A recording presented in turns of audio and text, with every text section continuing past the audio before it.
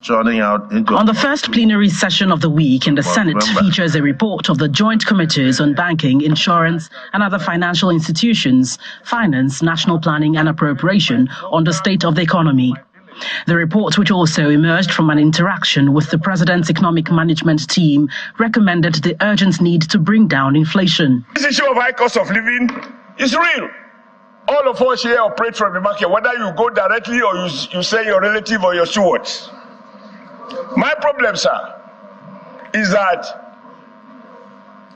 the agreements already reached between the federal government and Labour with regards to the 35,000 naira increase in salaries. I was told as of yesterday it was only paid twice. What is happening to the additional naira that is accruing to the federation account? Even local governments, their grants, their allocations from the federation account has increased. They should also go out there, procure grains and distribute. What we have at hand is not the sole responsibility of the federal government to solve. The entire system must come together, must collaborate to make sure we do the needful.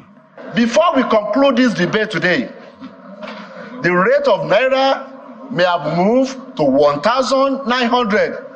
What does this suggest?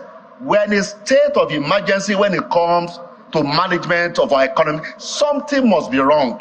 The debate gathered momentum following recommendations for further investigation into the 10 trillion naira anchor borrower scheme, as well as the federal government's Ways and Means loans.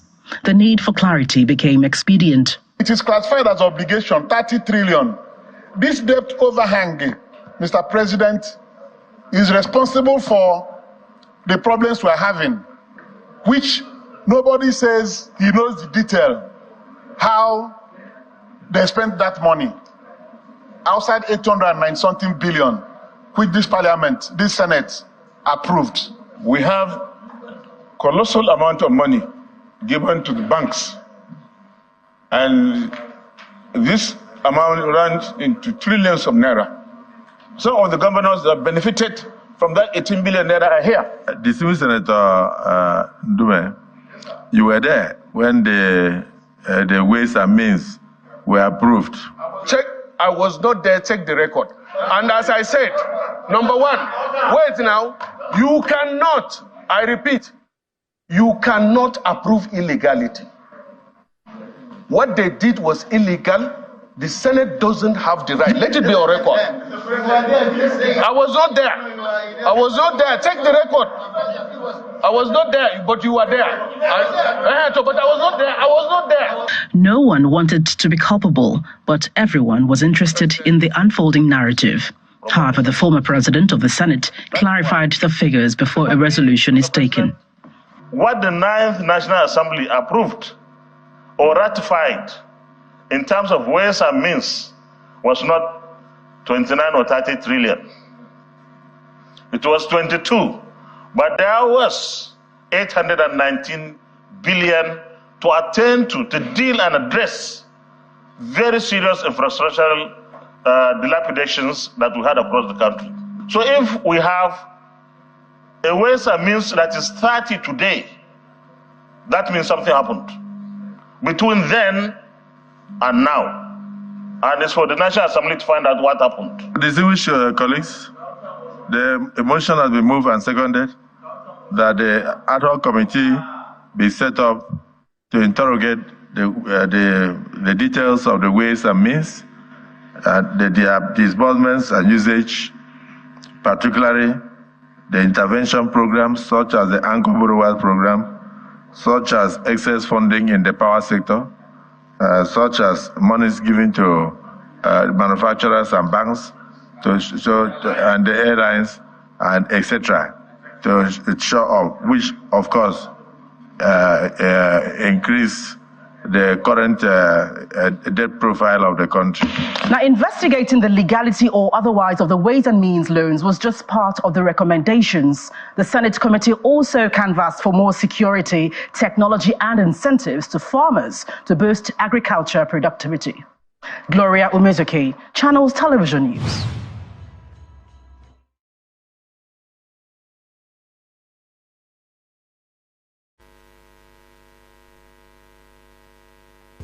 Thank you, Mr. President. My name is Senator Victor Umeh.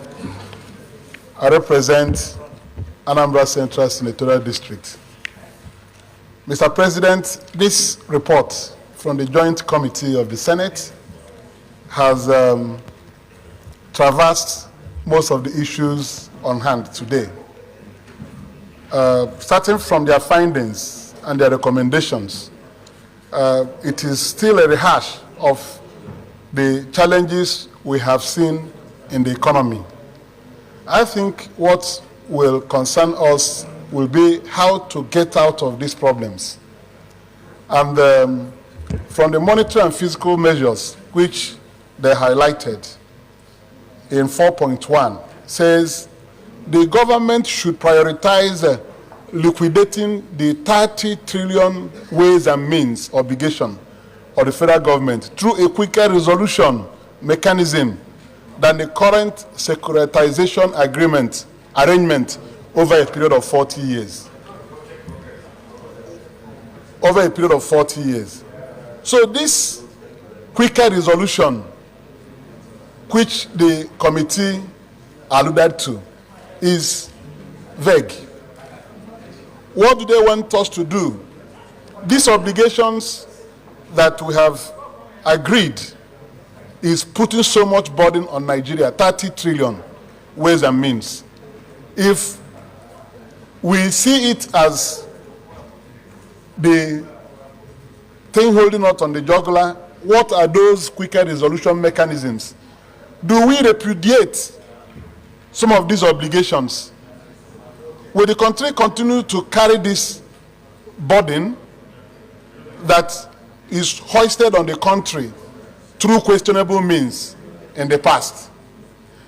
We must be bold to investigate those things and see how we can cut down this obligation.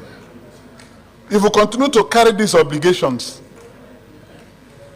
on the nation, we will not be able to go anywhere.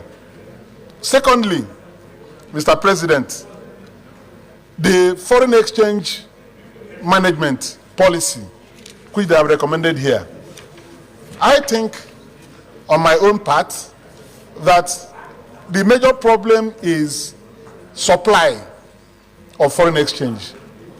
The measures I saw here are all measures that are medium-term and long-term. There is no short-term that is effective.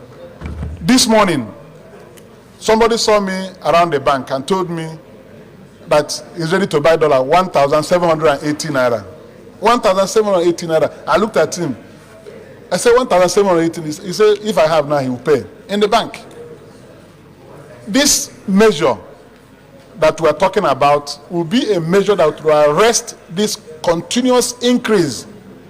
Boosting oil production. We know that when you boost oil production, you earn additional revenue in foreign exchange. It will help. But when will that happen? Look at what happened there yesterday. The EFCC raided the Bureau de Changes at Zone 4 in Abuja here. That is a sign of somebody who is acting out of desperation. There's no fiscal policy anymore to rein in these things from the office, because the CBN ought to put in measures that will immediately have spillover effect on the market. So I think, Mr. President, that government must give a clear direction on how to stem this tide. Thank you, thank you.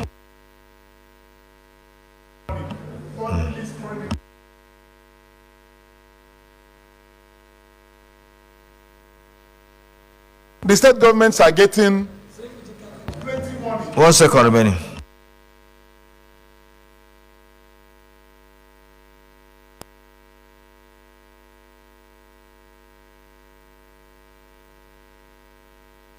Away. I've also read that the pressure on our naira is from the money they are sharing.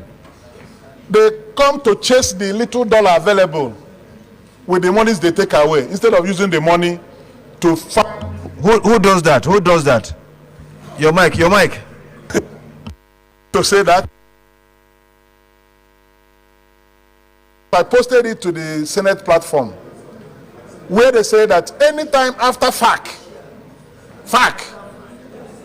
once money is distributed, 2 days after that, the value of the dollar, the naira will depreciate more because people will be ready to pay more money to buy dollar. Every 2 days after FAC, I posted it.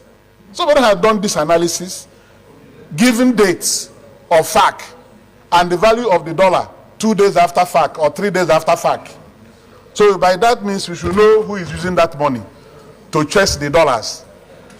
So I think that government should also be very helpful. If the CBN